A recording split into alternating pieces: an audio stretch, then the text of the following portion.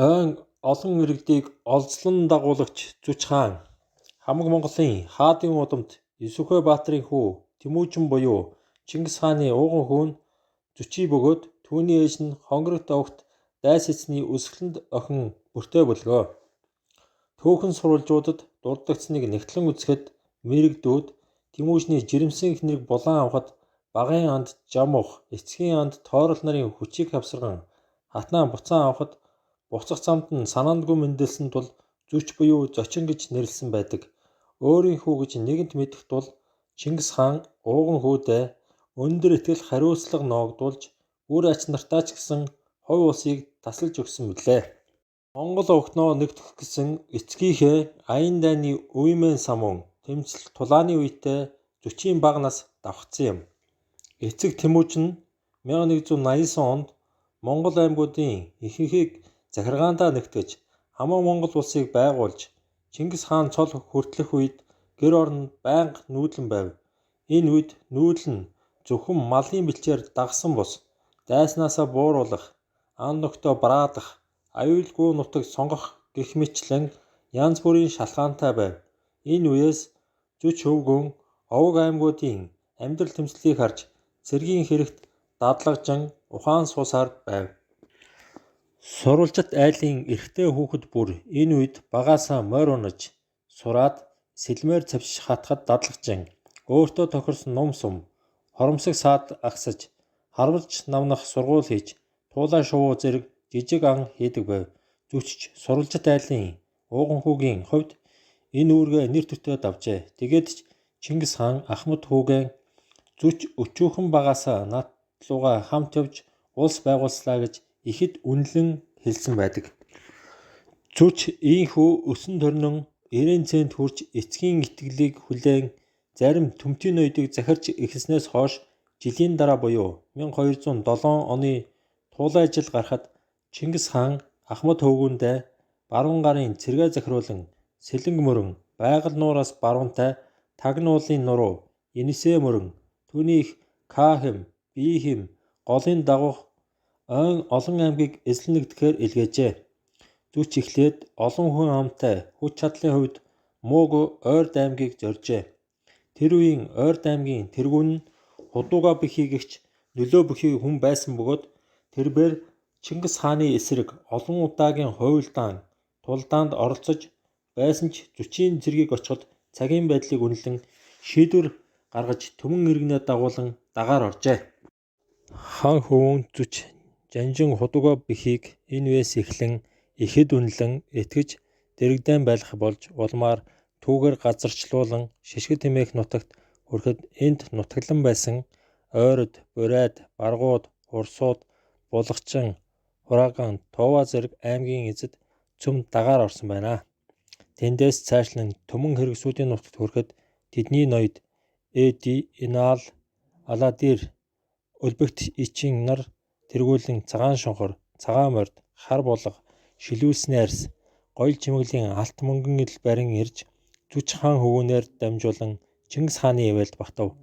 Хаан хөвгүүн Зүч аян дайны байдлаар ийхүү явсны дүнд Сибирь, Баяд, Тухаас, Тэнлэг, Төглөөс, Тааш Бажгадаас нааших ой иргэдийг шин тулгар Мандан бадарч буй Монгол улсынхаа бүрэлдэхүүнд ямарваа нэг гар цохирлгүй оруулаад ивэлдээ багтсан хэрэгөөсүүдийн төмт мянгатын ноёд ой иргэний тэргүүлэгчдийг дагуулan нутагтаа буцан ирж хаан эцэгтэй элдв үнэт эдлэл тэргүүтнээр бэлэг барин уулзуулж анхны бие даасан аян дайны үйл ажиллагаагаа амжилттай дуусгасан байна. Ийхүү ойн олон аймагуудыг эсэргүүцэл эгдүүслийг хөлөөлгүй харин ан амьтны үнэт арьс хөрсөөр алба бариулж дагаар оруулна гэдэг Зүчийн ур ухаан хүмүүсийг биедээ татах арга ивийг олох арга ажиллагаа чадамгаа явуулсантай шууд холбоотой юм. Цэргийн сүр хүчийг үзүүлэхийн алдаамд ив аяыг олж ойн иргэнийг дагуулan оруулсан хүүгээ Чингис хаан ихэд тоож хөвүүдийн минь Ахмад чи гэрээс анх гараад одсон газараа мөр сайтай явж хүм морийг гарцдан зовоосонгүй ой иргэнийг өлзөйтэй оруулж ирсэн тул эдгээр иргэнийг чамд өгье хэмээн зарлиг буулгасан байна. 1211 оны хавар Чингис хаан Алтан улстай байлдах их зэрэг хөдлөхдөө 40 мянган хүнтэй баруун гаруун цэргийг зүч цагаатай өгөөдөө 3 хүүгүүнээр захируулан илгээхэд их зэрэг удирдах туршлагатай хувиар зүч ерөнхийд нь ахлан явахдаа найрсаг харилцаатай байсан онгуудын нутгаар дайран тэднийг бүрэн иргэшээлтэд оруулаад одоогийн чуулалт хаалганы ойролцоо байсан Сюндафу, Пучоу гэдэг 2 хотыг эзэлжээ. Хотыг сахиа хамгаалах үүрэгтэй байсан Лю Байлийн монголчуудын хүчинд автан дагаар оров.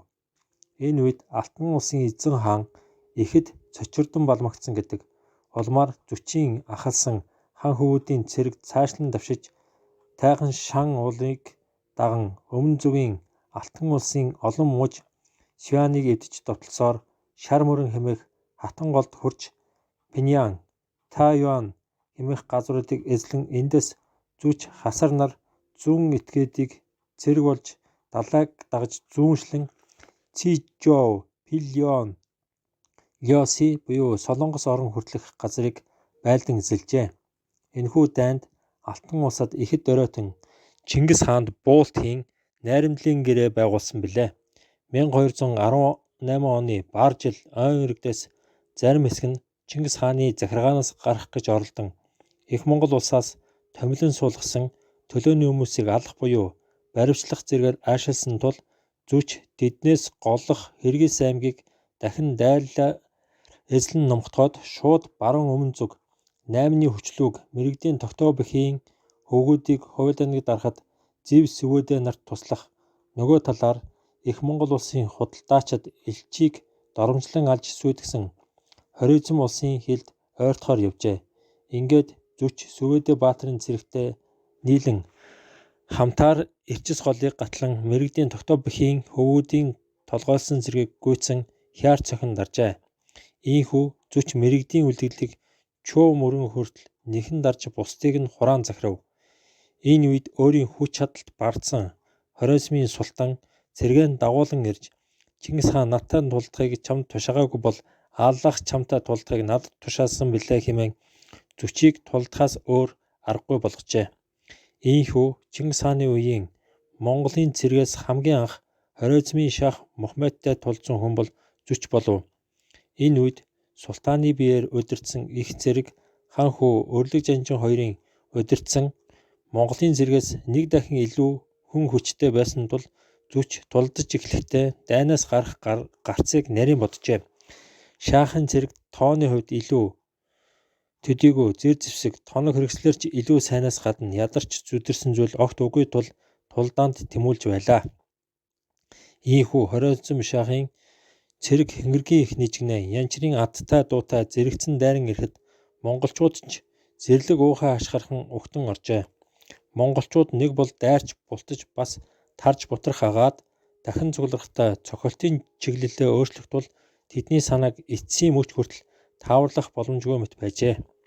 Хоёр талын их зэрэг оролцсон энэхүү тулдаанд цэргээ зүч бичлэн удирдаж султааны зүүн живүүрийг ширүүн довтлоход зохиход шаахан цэрэг тал талд тийшээ сарин зүгтжээ.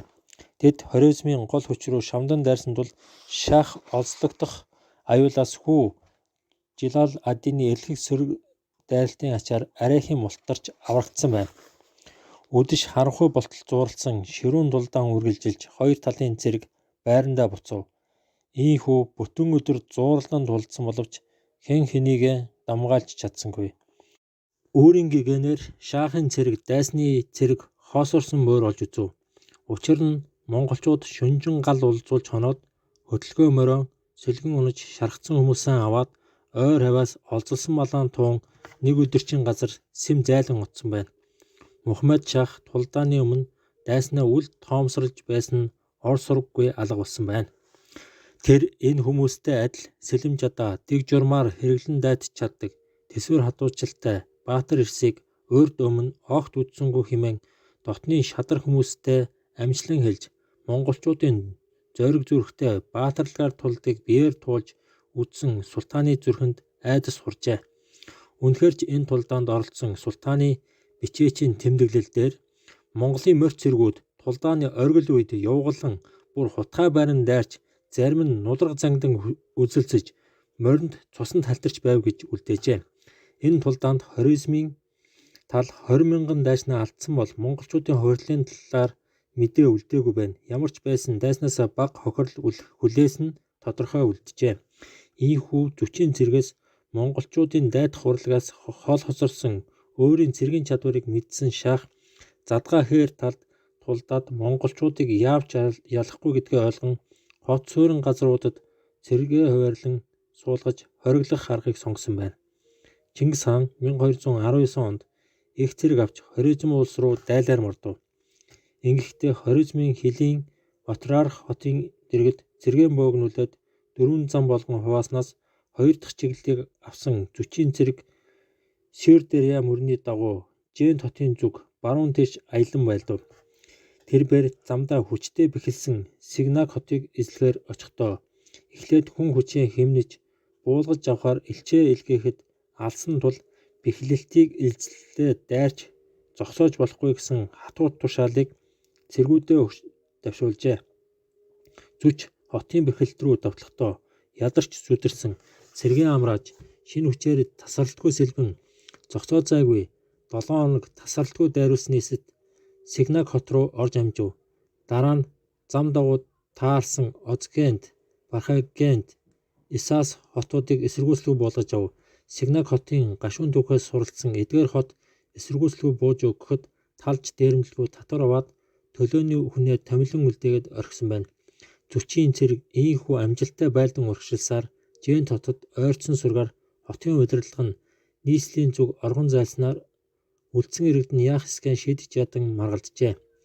Нэгдсэн зөвшөлд хүрээгүй тэд ямар ч байсан бууж өгөхийг тулган шаардсан зүчийн илгээсэн Монгол элч Чинтаврыг алалгүй буцаан явуулсан ч эсэргүүцэн тэмцэх санаагаа орхиогч эсэргүүцэн тулдах зориг зүрх зохион байгуулалтыг бий болгож чадсангүй.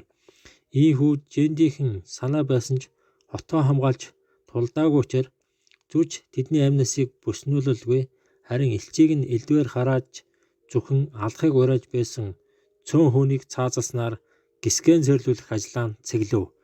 1220 оны намар Чингис хаан зүч цагаатаа нараар Ургенчиг эзлэх цэргийг удирдуулав.